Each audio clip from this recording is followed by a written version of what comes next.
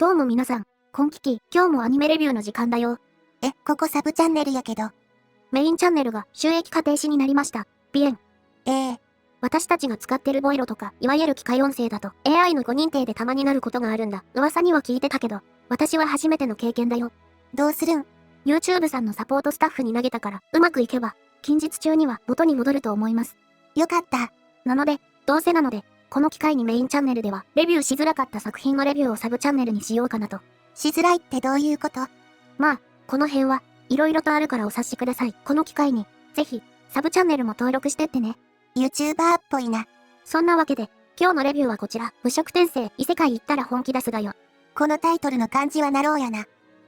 この作品の最大の欠点はここなんだよね。もういかにもな、ローなタイトルでしょ。人によっては、タイトルだけで敬遠しそうな感じやもんな。どうせ、異世界転生で俺杖で美少女はべらせてウハウハなんやろ。合ってるとも言えるし、違うとも言える。どういうこと？この作品は、ナロー作品の最終兵器とも言われてる作品なんだ。連載は2012年から始まってる。だいぶ古株なんやな。連載当時からものすごい人気だったんだ。この作品が受けたからこそ影響されているというか、真似してる作品も多いんだろうなって見てるうちに実感したんだよ。ナロー派人気作品の受けた要素だけ抜き出して、劣化コピーみたいなのが大量に生まれるところやからな。この作品、1話から、格の違いを見せつけてくれるんだ。ほう。主人公は34歳無職引きこもりニート。人生積んどるやろ。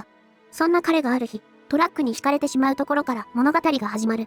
うわ、ベタ、血を吸うトラック、めっちゃベタやん。この作品はベタではあるんだ。他のナロー作品でも見た要素が多い。だけど、1話冒頭の交通事故のシーンで再格が違う。というと、意識朦朧となってる主人公、生々しい怪我の描写、降り止まない雨、朦朧とした意識の中で聞こえてくる声、作画、演出、アニメーション、声優の演技、すべてが一級品。おう。他のナローなら、はい死にました異世界転生しましたって、さらっと流すことも多いけど、この作品はじっくりと描いてる。主人公は気づくと、意味不明な言葉が聞こえてくるんだ。異世界の言葉やな。あれ、神様からもらったチートな能力による言語理解は？そんなご都合主義はない。マジか。自分は死んだはずなのに、なぜか美人な女性と、ちょっと頼りない男性に、まるで赤子のように扱われる。彼は、異世界に転生したことをまだ実感できてないんだ。おう、理解力のある主人公くんがデフォルトのナロー作品ばかり見てきただけにめっちゃ新鮮や。本当に徐々に理解していくんだ。家の内装、外で剣を振るう父、言語の違い、ここが日本でもなく、そして、地球でもないことを、魔法を見て実感する。めっちゃ丁寧やな。そんな主人公の心の声を、前世の主人公の声優として、杉田智和さんが演じられてるんだ。まさかの杉田智和さん、モノローグといえばやな。00年代のラノベアニメを楽しんだ私たちだからこそ、あの鈴宮春日の憂鬱のキョンを知っているからこそ、彼のモノローグと、自分自身や周囲へのツッコミが心地いいんだ。彼の声は、あくまで心の声で、主人公自体は、可愛らしい声をしてる。なるほど。普通の声は子供らしい声やけど、中身は、前世の記憶のある34歳無職引きこもりニートな杉田智和さんボイスなんやな。子供ではあるんだけど、34歳無職引きこもりニートの前世の記憶と意識のままだからこそ女性への欲求も抑えきれないんだ。豊満な母の胸、召使いの魅惑のボディ、子供のはずなのに、いやらしい顔を浮かべてしまう。うわぁ、中身がちょっとはみ出とる感じや。このあたりははっきり言って、好みの分かれる描写なんだ。作品全体として、性的な描写もちょこちょこあるし、なんなら、パコパコしてるシーンもある。マジかいな。主人公が、幼児の姿で女性のパンツかぶったり、まあちょっと成長してもパンツかぶったりしてたりもする。変態仮面フォロワーなんか？このあたりの性的な描写に関しては完全に好みが分かれるところだと思う。でも、私は制作側がここから逃げなかったことを称賛したいんだ。どういうこと？こういうセクシーな表現は万人受けするもんじゃない。カットしようと思えば、いくらでもカットの仕様はあるし、この作品の題材的にそこを描かなくても成り立つ部分ではあるんだ。でも、制作側はそれをしなかった。おう。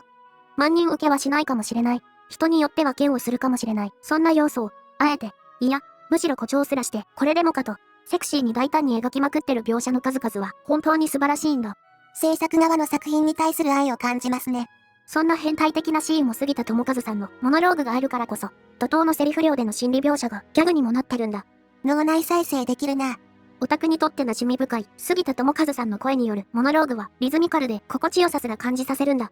異世界という世界の説明や主人公の認識、本来なら堅苦しくなってしまうところを杉田智和さんによるモノローグのおかげで独特のテンポ感すら生まれてる。杉田智和さんやからこそやな。下ネタや性的表現、34歳無職の男性の気持ち悪さというものがモノローグのおかげで薄れてるんだ。な。彼は前世ではダメな男だった。だけど、最後の最後で人を助けた。そんな彼が人生をかけて善行を積んだからなのか、そうでないのかはわからないけど、もう一度チャンスが与えられたんだ。やり直すチャンスやな。前世は失敗してしまった。自分でもそれはわかってる。でも、家族の愛やファンタジーな世界に転生したからこそ、彼は決意するんだ。この世界なら俺にだってできるんじゃないだろうか。人並みに生きて、人並みに努力してつまずいても立ち上がって、なお、前を向いてできるかもしれない。こんな俺でも、無職な引きこもりで、クズな俺でも、人生をやり直すことが。おお、何やめっちゃ面白そうやん。異世界に転生しました。定位しました。はい、チートで無双です。そんなナローが多い中で、この作品は、そもそもの、異世界に転生したことへの意味と、主人公の決意を、1話でしっかりと描いてる。設定的にはこすり倒された設定やもんな。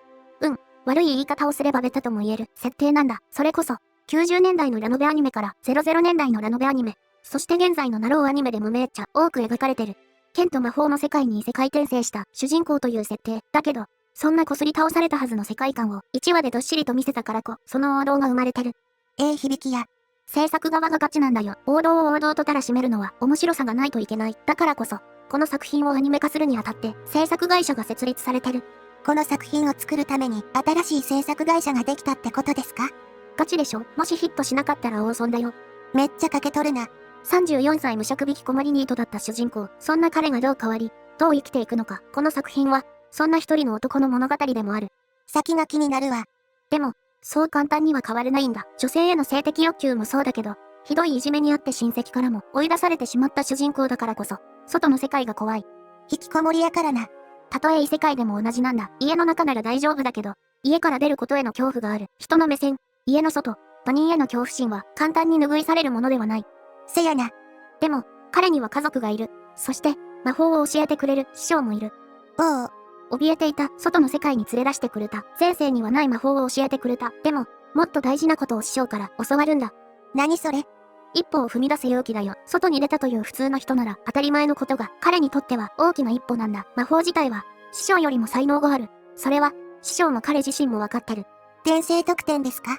いや違う。確かに、魔法の才能はあった。でも、日々の幼い頃の訓練が、彼の膨大な魔力へとつながり、前世の記憶と異世界という概念が薄いからこそ、既存の魔法の概念とは違う考え方が彼にはできたんだ。おお、なんか、チートって感じやないんやな。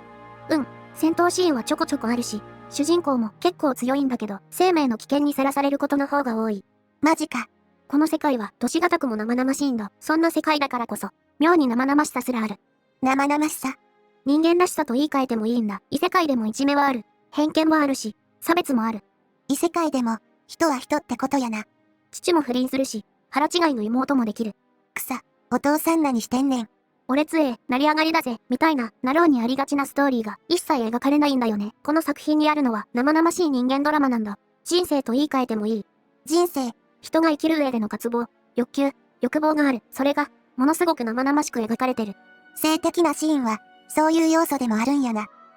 主人公は、お金持ちの家に生まれたわけでもないし、貧乏な家に生まれたわけでもない。主人公に才能自体はあるけど、別にチートというわけでもない。この環境で、才能を腐らせることも活かすこともできる。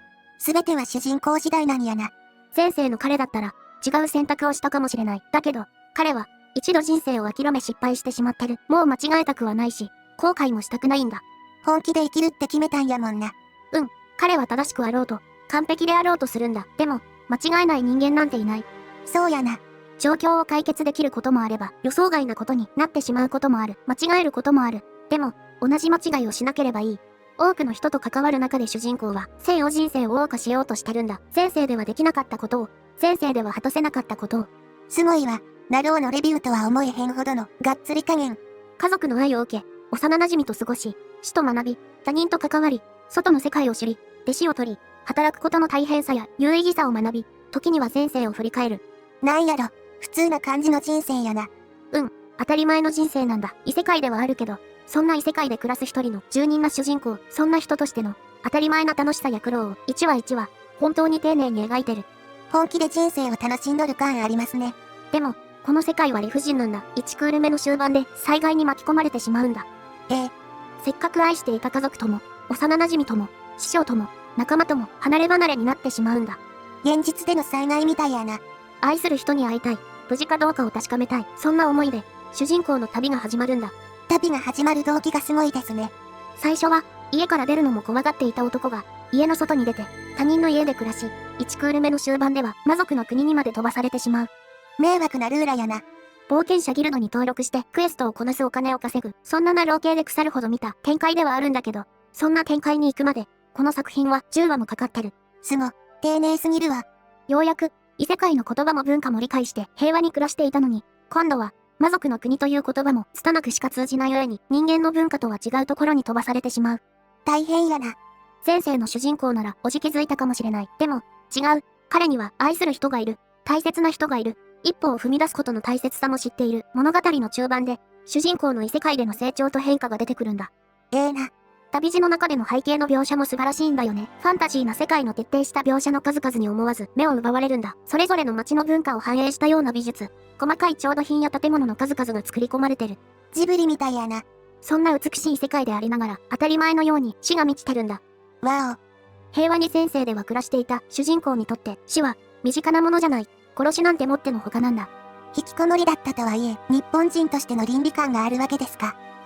目の前で自分自身のミスで死という現実を目の当たりにすることもある。助けられたはずの命を助けられないこともある。異世界ではうまくやる。もう間違えないと思っていたはずなのに、間違えてしまうこともあるんだ。その果てに失われる命もある。なんというか、めっちゃ人間らしい主人公やな。彼には魔法の才能はあるけど、死者蘇生の魔法が使えるわけじゃない。ご都合主義はないんか。異世界だからこそ、魔族の国だからこその命の価値観を彼なりに考えながら旅路は続くんだ。泥臭いストーリーやな。なんかこうすっきり爽快、みたいな話の方が少ないよ。特に、中盤からは、災害のせいで話も重くなる。災害だって、別に主人公のせいでもないし、彼なりに必死にやってきただけなんだ。でも、うまくいかない。不器用やな。前世の記憶があるがゆえに、人間だからこそ完璧ではない。人一人でできることの限界を痛感させられるような展開の数々。力は確かに強くなっていってる。でも、それ以上の理不尽が主人公を襲い、主人公以外も、この理不尽な状況で生き抜こうとしてる。すごい世界や。一人一人のキャラが生々しくて人間味に溢れるんだ。見てる間にイラッとくるキャラクターもいないとは言えない。だけど、そんなキャラクターたちの事情や内面もしっかりと描かれるからこそ、どこか愛着が湧くんだ。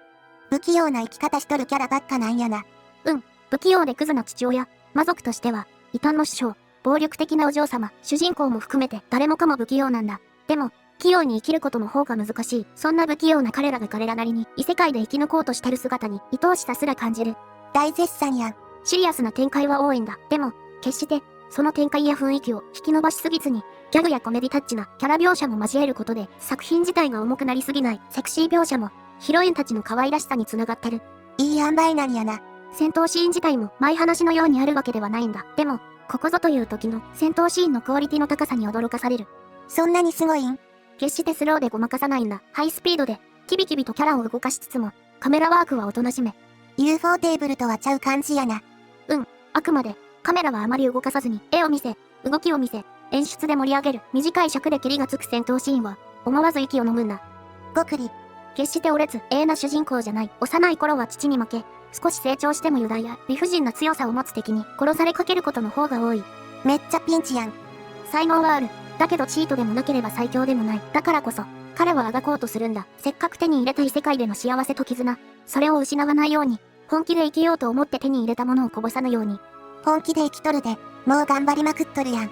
一瞬一瞬を、今を大切にし生きようとする。だけど、2クール目のラストで彼の周囲から、ほとんどのキャラがいなくなる。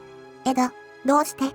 それぞれの事情、いなければいけない場所、立場がある。主人公は、それを分かっていたり、勘違いしてたりもするんだ。自分に好意を向けてくれたヒロインにおいて捨てられたとすら思ってしまう。かわいそう。それは、不器用なヒロインの行動とセリフだからこそ、前世の彼の経験から来る、卑屈さから来る勘違いではあるんだ。ああ、終盤になっても、前世のことは拭いされへんのやな。いじめられていた日々、引きこもっていた日々、あの日々を思い出し、同じようになってしまう。トラウマは、完全に乗り越えられるものではないんだ。乗り越えたつもりやったんやな。それは、家族や仲間や好きな人がいたからこそなんだ。すべてを失って、初めて、自分の弱さに直面してしまう。あかん。でも、彼は逃げないんだ。まだすべてを失ったわけじゃない。探さないといけない人がいる。自分を待ってくれる人がいる。幸せな、日々を、もう一度取り戻したい。そんな思いが、彼に一歩を踏み出させる。すごい。一人で一歩踏み出せたんやな。ニクールという尺をかけて34歳引きこもり、ニートな主人公の一歩を描いたんだ。独り立ちと言ってもいい。彼の旅はまだまだ続く。これから、いや、ここからなんだ。どえらい作品が生まれましたね。正直、私は、この作品を舐めてたよ。何回聞いたかわからない。なろう最終兵器って言葉だったり、タイトルだったり、評判は聞こえてきたけど、そこまでじゃないかなって舐めてた。見る前は、舐め腐ってたわけですね。でも、見事に裏切られた、完成された、世界観、度胸のない作画、背景、美術、戦闘シーンの数々、そして、逃げずに描いた生々しい人間たちの性の物語が、ドストレートに突き刺さってくる。制作側の本気さが見れば見るほど伝わってきそうやな。度胸が一切ない、万人受けしなくてもいい。性的描写はむしろ誇張すらして、この作品の要素の一つ一つを、魅力を最大限にアニメという媒体で表現しようとしてる。このアニメの主人公もアニメ制作会社も本気出しとる感じやな。ニクールで色々と解決してないことも多いんだ。行方不明の母だったり、主人公を転生させた存在だったり、バックボーンが描かれていないキャラもいる。なるほど。そこは、確かに気になるんだけど、でも、欠点じゃない。早く続きが見たいっていう気持ちに変わってるんだ。2期に期待って感じやな。放送時期はまだ決まってないから、なんとも言えないけど、2期が、今から楽しみで仕方ないよ。タイトルで敬遠しとる人もいるかもしれへんけど、試しに1話見てみてなーって感じやな。セクシーなシーンの表現や、主人公の独特な気持ち悪さは、見る人によって好みが分かれるところだけど、騙されたと思って5話あたりまで見てみてほしい。リュウさんが、騙されたと思ってって言葉使うの珍しいな。たまには私に騙されてみてね。ほなまた次回。